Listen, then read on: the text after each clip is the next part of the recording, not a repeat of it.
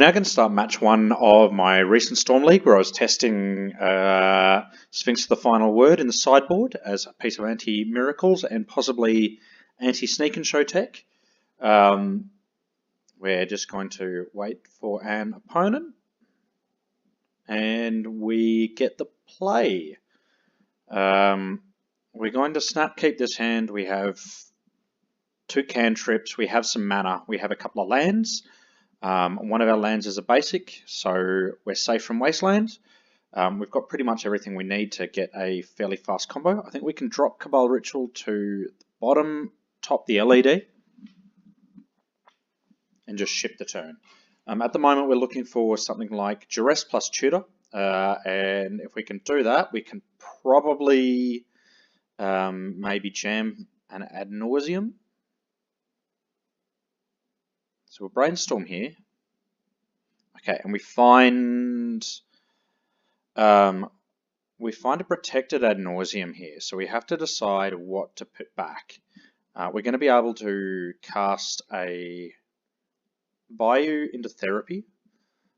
Therapy is going to name Force of Will. And then we'll cast out some of our rituals. Now we're going to cast... We're topping LED and Rain of Filth here. The reason being, we should have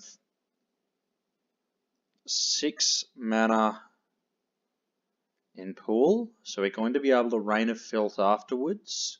We weren't expecting the brainstorm here, by the way. Our opponent leading on Verdant Catacombs. I know maybe we should have preempted the fact that they're on a blue deck, given they didn't have a turn 1 play. But Verdant Catacombs I personally tend to associate with green-black decks rather than blue decks. So we know he's on Bug. We have to hope he's not on Delver.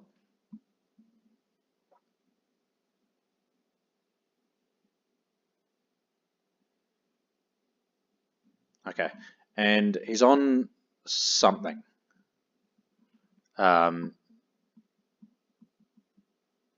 I couldn't tell you what. Crop Rotation plus Stifle plus Tarmogoyf plus Thoughtseize is not something I'm familiar with. Having said that, this is directly after the Deathrite Shaman ban, so people are trying new things. So the reason we didn't put the Cabal Ritual on top, despite the fact that we would have been able to, if we put the Cabal Ritual on top, Rain of Filth would have given us 1 black mana. So we wouldn't have been able to Cabal Ritual off the top, whereas putting the Rain of Filth on top and drawing that instead gives us 1 extra life, and also it's going to give us 2 extra mana, I think, and this should just be GG's here. So we actually had it before, I'm pretty sure. We could have Rain of Filth, play up Petal LED, Infernal Tutor into Tendrils, and that would have got us there.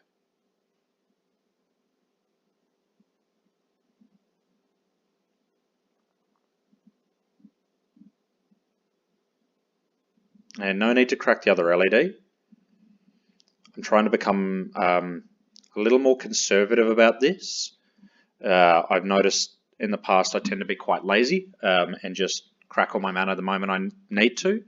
I'm trying to change that habit, as it has stung me a couple of times, not a huge amount, but enough, that I think it's a habit worth changing.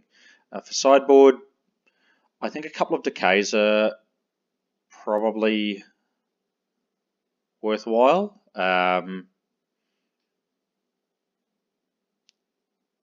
think maybe we can cut either Therapy or Rain of Filth, or a Preordain to fit in the second decay.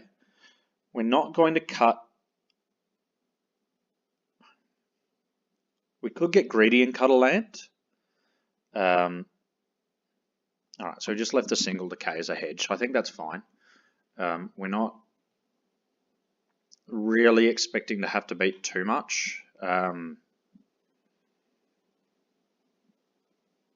The bug decks normally, most of their hate tends to be discard, and not so many hateful permanents these days, other than perhaps a Leovold, which is a lot harder to accelerate out. Our opponent leads on Thoughtseize. He should take Preordain or LED, probably Preordain.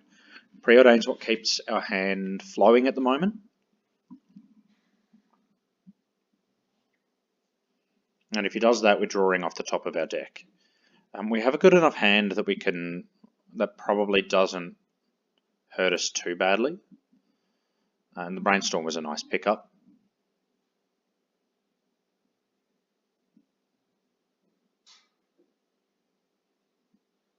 Okay, so post-board we're safe to run the LEDs out. We don't do this pre-board as it turns on Abrupt Decay.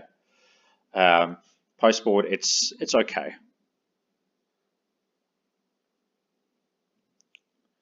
So Wasteland off the Brainstorm off the Wasteland. Hope he doesn't force the Brainstorm.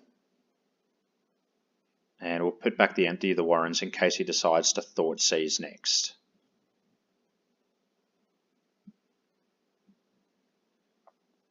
I think if he was going to Thoughtseize again, he probably should have done it prior to Wasteland. So while maybe we could assume that that was the case, I think we'd rather not. I think also the Empty the Warrens is the card we'd most like to have shuffled away. I think we should be aggressive with our fetch here and just probably grab another Underground Sea. The reason to grab another Underground Sea there is we probably won't get Wastelanded a second time. Probably. So our game plan at the moment is it looks like an Empty the Warrens from our hand. I think if we draw another Ritual, we can probably empty for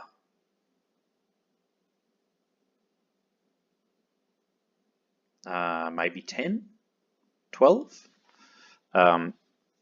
We also need to play around Stifle to an extent.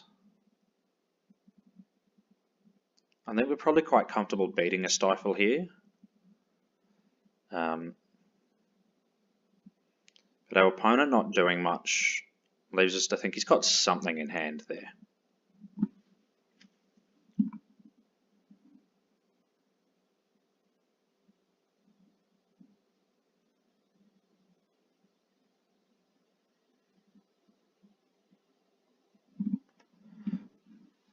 So at the moment, we don't really want to fire off the Empty.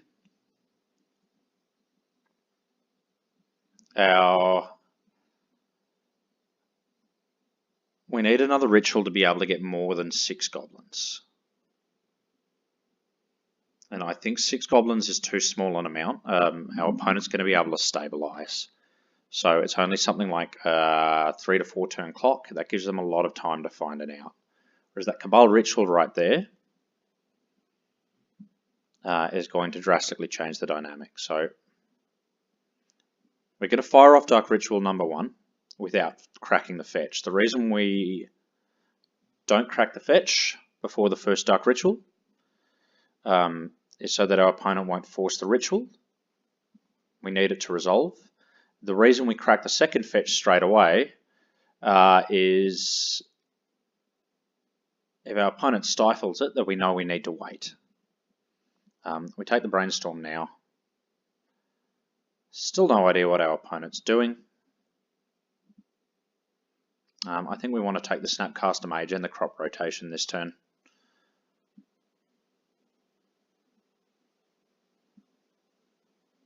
So the Cabal Ritual will force our opponent to either Crop Rotation or Thoughtseize the Crop Rotation. He probably wants to fire it off, as it appears to restrict our mana here.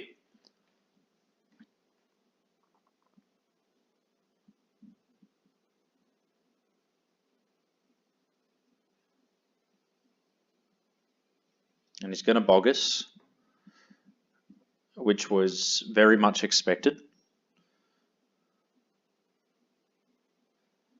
And now we can play 12 Goblins, which gives us a 2-turn clock.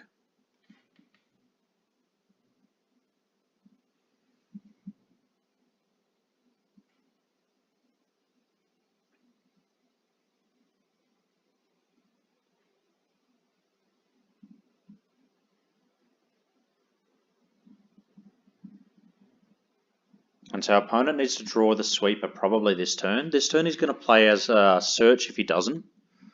Okay, so he's bogging us again. I don't think we're concerned about that at all. He'll play out the search. He'll get the search active next turn. But unfortunately, active search leaves him needing either a land drop in addition to Toxic Deluge, or he needs to have Marsh Casualties and find it.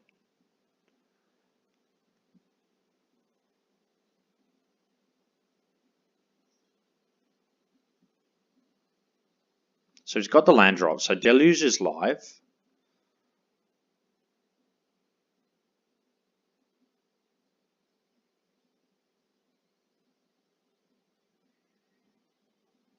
I'll take the cantrip. So the cantrip will let us,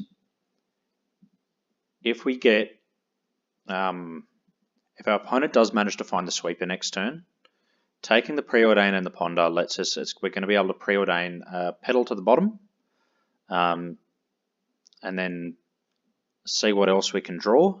Ponder gives us a second draw after that, so something like Dark Ritual into Tendrils actually still wins us the game from here, especially because our opponent will have to be, they're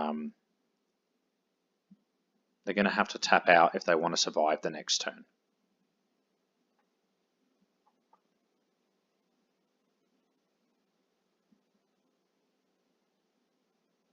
So activate as Canter. And he finds a crop rotation, which means we win. Barring maybe Glacial Chasm. I wonder if he has it. No, okay. So we win.